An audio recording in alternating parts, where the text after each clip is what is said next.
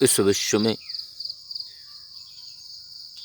इस वातावरण में, इस ब्रह्मांड में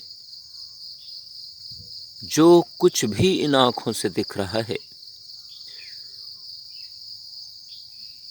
वह सब भौतिक है, वह सब नश्वर है, वह सब परिवर्तनशील है।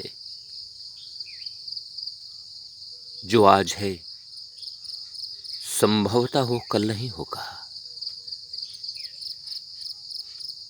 जो आज नहीं है,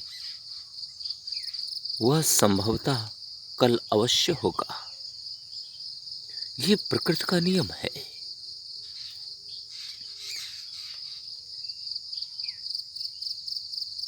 यह विश्व, यह ब्रह्मांड, ये जीव जंतु, पेड़ पौधे, पक्षी, इस ब्रह्मांड में उत्पन्न हुए प्रत्येक जीव का जुड़ाव ब्रह्म से है। और यही सत्य है। ब्रह्म से उत्पन्न होकर जीव इस विश्व में एक खेल के रूप में आता है और अपना जीवन जीकर चला जाता है। अब सवाल ये कि इतने सारे जीव कैसे उत्पन्न होते रहते हैं, कहाँ से इतने सारे जीव आते रहते हैं, और धीरे धीरे ही यदि देखा जाए तो एक एक करके ही सभी जीव चले जाते हैं, मृत्यु को प्राप्त हो जाते हैं। फिर वे सब कहाँ चले जाते हैं? बहुत बड़ा सवाल है। इसका सीधा और सीधा यही उत्तर है। ब्रह्म से उत्पन्न होकर जीव इस मृत्युलोक में अपना जीवन जीता है, तमाम सारे क्रियाकलाप करता है, अपना जीवन यापन करता है। कुछ अच्छे कार्य करता है, कुछ जो अच्छे नहीं हैं वे भी वह कार्य करता है, और उसके कर्मों के अनुसार ही उसे परिणाम मिलते हैं, और वह इन परिणामों को भुगतता रहता है। और इसी जद्दोजहद में वह अपना जीवन व्यतीत करता रहता है, और न जाने कब अनायास ही मृत्यु आती है और उसे लेकर चली जाती है। यह गहन चिंतन का विषय है कि फिर मृत्यु के बाद वह सब कहाँ चला जाता है। मृत्यु के बाद जहाँ से ब्रह्म से वह उत्पन्न हुआ था जीव, उन्हीं ब्रह्म में पुनः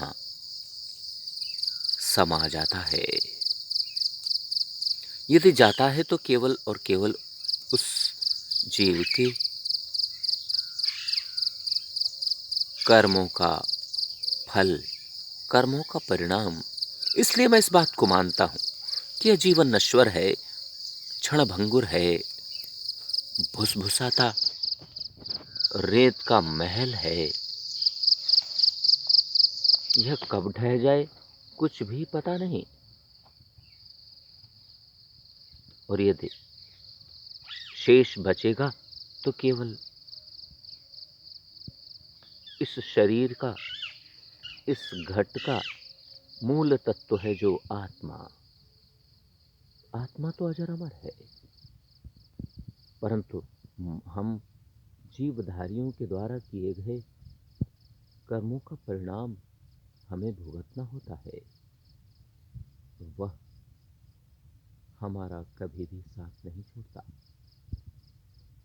इसलिए मैं इस बात को मानता हूं, कौन सी सांस जीवन की अंतिम हो इसका कुछ भी पता नहीं है। और इसलिए जीवन के प्रत्येक क्षण में हमें इस बात को समझना होगा, हमें इस बात पर विचार करना होगा कि हम जो भी कार्य कर रहे हैं वह अच्छा हो,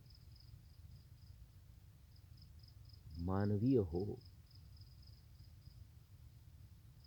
अधर्म से परिपूर्ण ना हो, सत्य से परिपूर्ण हो, न्याय से परिपूर्ण हो, धर्म से परिपूर्ण हो, ईमानदारी, मानवता से परिपूर्ण हो, शांति और अहिंसा से भरा हुआ हो।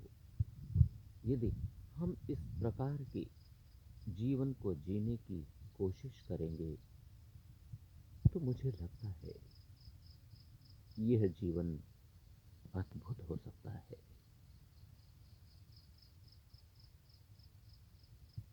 सुख, शांति और प्रसन्नता से परिपूर्ण हो सकता है। यदि हो सकता है तो हम क्यों न करें।